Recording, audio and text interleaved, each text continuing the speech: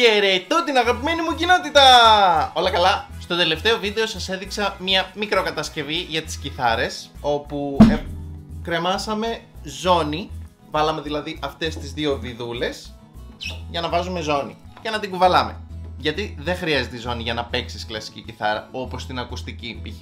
ή την ηλεκτρική. Σήμερα όμως ήρθε η ώρα να κάνουμε το πιο fun πράγμα που περίμενα πώς και πώς να κάνω στην κιθάρα, και αυτό είναι να τη βάψω για να πάρει το δικό μου προσωπικό στυλ. Και αποφάσισα να συνδυάσω δύο πράγματα για να τη βάψω στην κιθάρα. Πρώτα απ' όλα την αγάπη μου για το φλαμέγκο που θέλω να μάθω να παίζω και να γίνω ένας καταπληκτικός μαριάτσι. Και την Disney, φυσικά το Coco. Θα πάρω τα χρώματα από το λογότυπο του Coco και θα ζωγραφίσω σχέδια στην κιθάρα. Πάμε να δούμε πώς θα συμβεί όλο αυτό, παιδιά.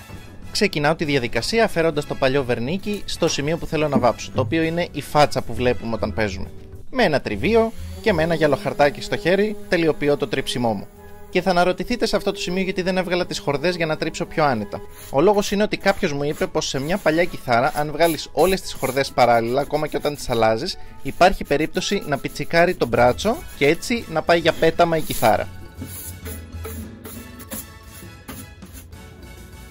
Και αφού έτριψα την κιθάρα όσο χρειαζόταν για να φύγει το παχύ βερνίκι, γιατί όπως βλέπετε υπολείμματα έχουν μείνει, αλλά δεν μας πειράζουν αυτά, γιατί είναι τραχιά η επιφάνεια και το χρώμα μας, η βάση μας, θα πιάσει.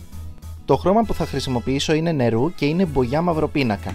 Έχει ένα τρομερό ματ εφέ στο τέλος που ανθρακίζει λίγο, δεν είναι τελείως μαύρο. Το είχαμε χρησιμοποιήσει σε ένα επιπλάκι την προηγούμενη φορά, σε ένα κομοδίνο, και μου άρεσε πάρα πολύ. Οπότε θα κάνω τη βάση μου με αυτό. Αποφάσισα να κρατήσω ατόφιο αυτό το κυκλικό σχέδιο της κιθάρας, γιατί θεωρώ ότι σε κάθε κιθάρα αυτό είναι η ταυτότητά της, παιδιά. Και μου αρέσει πάρα πολύ ούτως ή άλλως. Σε αυτό το σημείο να σας πω, μην νομίζετε ότι είμαι καμιά αυθεντία με σταθερό χέρι και βάφω γύρω-γύρω χωρίς ταινία. Απλά επειδή είναι χρώμα νερού, μπορεί πάρα πολύ εύκολα να αφαιρεθεί με το δάχτυλο το όποιο λάθος κάνουμε, πριν στεγνώσει φυσικά.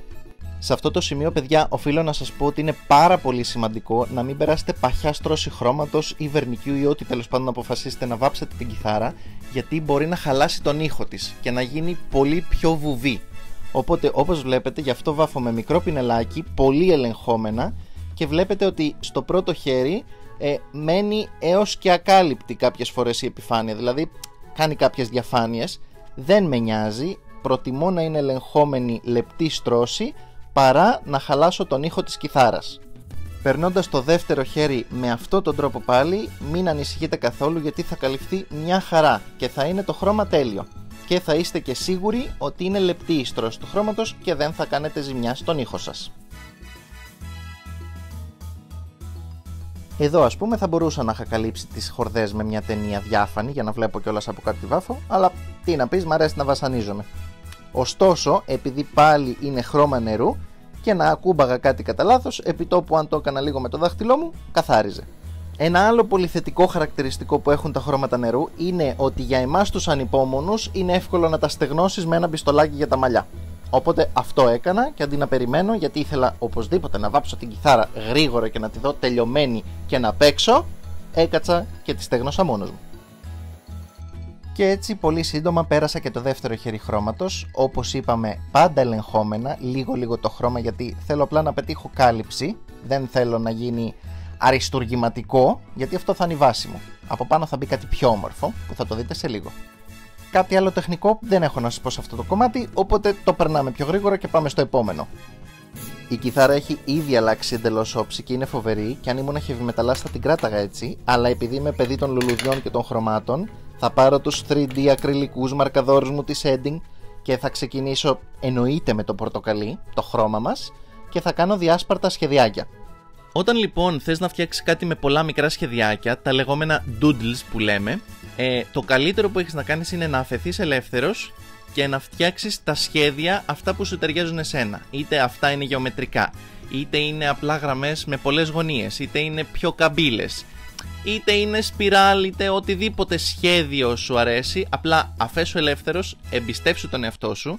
Αν δεν το έχεις ξανακάνει, φυσικά δοκίμασέ το σε ένα χαρτί να δεις πως βγαίνει, αν σ' αρέσει και σε εκφράζει αυτό το σχέδιο που πας να κάνεις, και μετά απλά κάνε ένα καινούριο από την αρχή πάνω στην επιφάνεια που θες.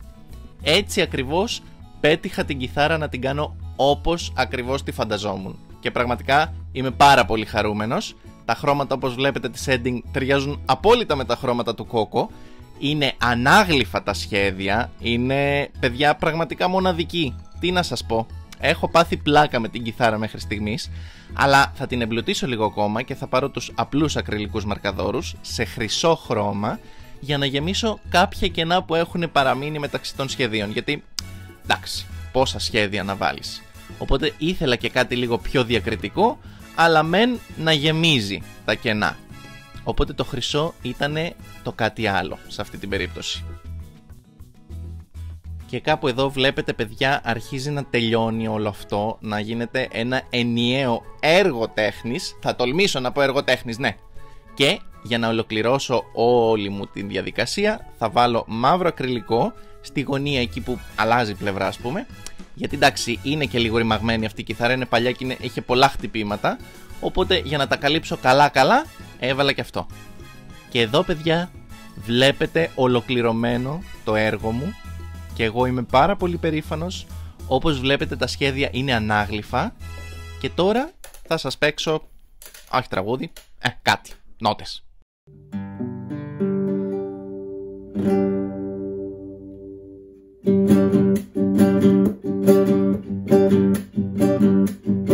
Όπως καταλαβαίνετε, είναι πάρα πολύ νωρίς για να σας παίξω κάτι, αλλά τώρα με αυτή την κιθάρα έτσι όπως είναι, είμαι σίγουρος ότι θα βάλω τα δυνατά μου για να γίνω ένας εκπληκτικός μαριάτσι!